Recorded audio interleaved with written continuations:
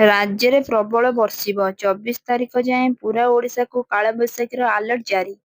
ରାଜ୍ୟରେ ପ୍ରବଳ ବର୍ଷିବ, 24 ତାରିଖ ଯାଏଁ ପୂରା ଓଡ଼ିଶାକୁ କାଳବୈଶାଖୀର ଆଲର୍ଟ ଜାରି କରାଯାଇଛି। ଆଜି ପାଇଁ ପୂରା ରାଜ୍ୟକୁ ଆଲର୍ଟ ଜାରି କରିଛି ପାଣିପାଗ ବିଭାଗ।